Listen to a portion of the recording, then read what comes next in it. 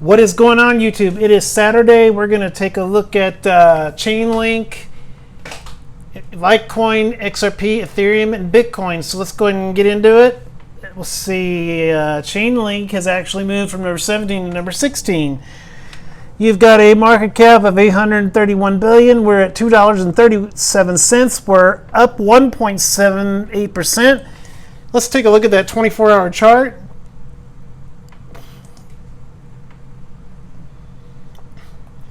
And you started out the day at about $2.34, popped to about $2.36, retraced to about $2.32, kind of ping-ponged around a little bit, went up here to about $2.39. So $2.39 is going to be your high for the day, and I'd say right around here, let's say $2.32 is going to be your low. So I think Chainlink's going to be around $3 to $3.50 toward the end of summer. So Chainlink's not looking too bad. And let's move on to Litecoin. Litecoin is number 5. We've got a market cap of about 4.599. We're up to 72.94. We're down only 2.94%. Let's take a look at that 24-hour.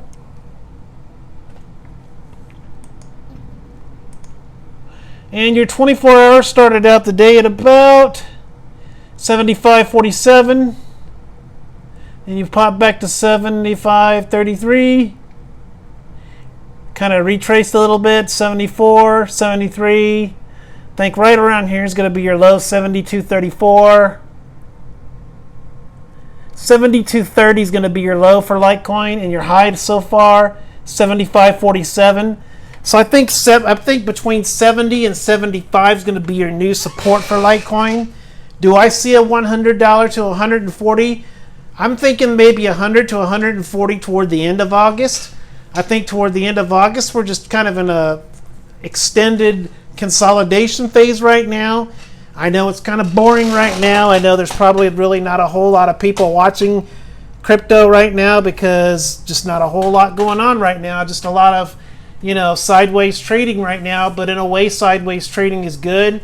It kind of helps things calm down. It kind of helps people who want to get in at a good price get in, and it helps builds thing up for the next run. So Litecoin, like I said, 125, 140 toward the end of August, maybe 150, 175 toward the end of summer if we get a nice run. Let's move on to XRP. XRP is number 3, and we got a market cap of 11.364 billion. We're at 0.264, 26 cents. And we are up 1.08%. Let's take a look at that 24-hour chart.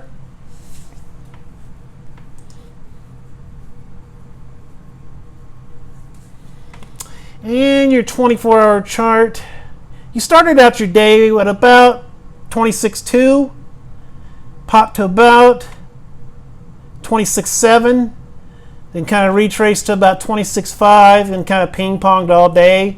So 26.7 is going to be your high for today for XRP. Your low is going to be about 25.9. So guys, we just really need to be patient with this consolidation. I know it's been kind of painful to watch lately. Cryptos have it's not been too fun to watch this. It's just not a whole lot going on right now.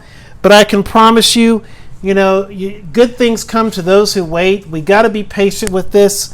We're going to get pops again. We're going to get little runs going again. Litecoin's going to come back. I see $150 Litecoin again.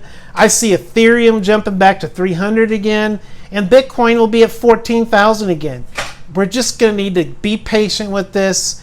It's going to take some time. June was a pretty big month. We had a nice steady run up. And now we're kind of paying the bill for it. Now we're kind of in a consolidation phase right now. And, right now we're just kind of having to wait this out. It's just, it's not very fun to watch. I know. I myself get a little irritated sometimes. I get a little bored with it sometimes. But you just got to not be tempted to move your coins around. You got to be tempted not to convert your coins around.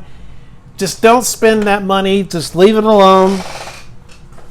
Because when Litecoin and XRP start going up again, you're going to be so happy that you held on to it. So like I said before, toward the end of the summer, I think you're going to see about 43 to 50 cent XRP.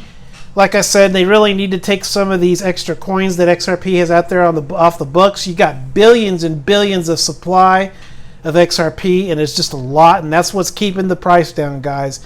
It's not the fact of manipulation, it's just the fact of volume and size. Once you get that down, then you'll be good to go, and you're going to start to see a $10 to $20 to $50 XRP. They just need to try to figure out some way to have a buyback or something, but they need to get a lot of this XRP that's on the books off the books. We need to clear out some of this extra XRP, and I think it'll start to move up. Okay, on to Ethereum. Ethereum is number 2, the one I have right now, and I'm mining. We are number 2. We got a market cap of 20.005 billion. We're at 186.33. We've gone up 0.28%. Let's take a look at your 24-hour chart. And your 24-hour, you started out your day at about 186.25, fell to about 184.24. And let's see if it went any lower. I think 182.70 is going to be your low, guys. 182.70 is going to be your low for Ethereum today. Your high so far, 186, 186. 186.54 is going to be your high. So we're going to get back to 200. I think we're going to get back to 220, 230. And once you hit 230, like I've said before in the past, once you hit that 230 mark, you're going to hit 270. Once you hit 270, guys, it'll be back to the moon. We'll be back to 300. I'll be right with the world. But we got to start building prices that are sustainable. We have to start building these sustainable levels because, I don't want to see it just pop there, and then just go all the way back down again. I want a sustainable longevity. We got to think longevity, guys. Remember that, longevity. You don't want to just be satisfied with Ethereum touching $300 for 1 day or 1 second. You want it to stay at $300 for a while. You want to build equity. You just want to build, you want to build stability. Stability is, in my mind, if I wanted to drop $300 on Ether, I'd want to see that it's going to hold that price before I really put that much money into it. So try to build stability. That's what we got to focus on. And let's see. So I'm thinking we're at 186 now. I think you're going to get back to 200 again eventually within the coming weeks, maybe by the end of August. I think by the end of summer, you'll be back in the 220 range again. And hopefully this winter, we won't repeat what we did last winter when we went down to 115. Everybody remembers that. That was no fun, unless you were a buyer. If you were a buyer, hey, that was great. But for us guys who had it, that was not very fun. So we want to keep Ethereum in the $200 between 180. We want to keep it to the 180 to 200 range. If we can hold those price levels, I think we'll be just fine. So let's move on to Bitcoin. And Bitcoin is number 1, of course.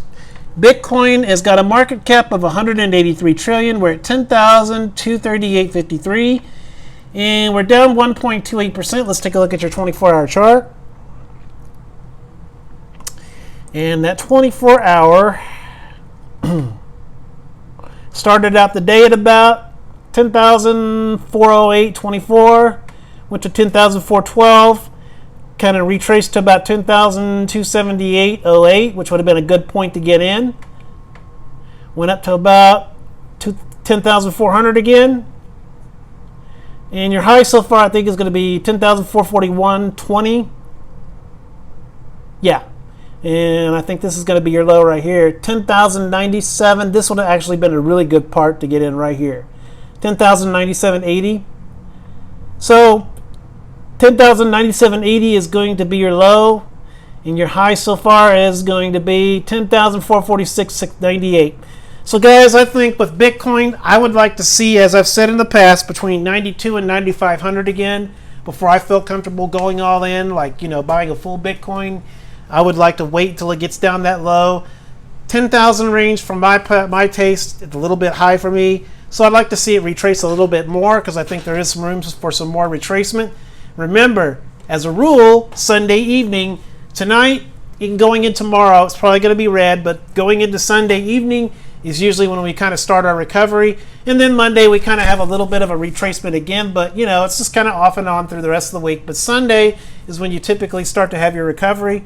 So don't panic, don't sell out just because everybody else is. And let's take a look at the total overall market, and then I'll wrap it up for today. We got a total market cap of 265 billion. We got a 24-hour volume of 43 billion and a Bitcoin dominance of 68.9%. So guys, in closing, be patient. I know that this consolidation sucks ass. I know, excuse me if I've offended anybody, I apologize, but consolidation does suck. It's boring, but it's necessary. It evens things out. So, just be patient and work through it. We'll make it through it. And please be patient, guys. Don't just sell off because everybody else is. This is Crypto Visions, Saturday afternoon, signing off. Peace out, guys. And please share my videos and please subscribe. Peace out, guys. Thanks for watching.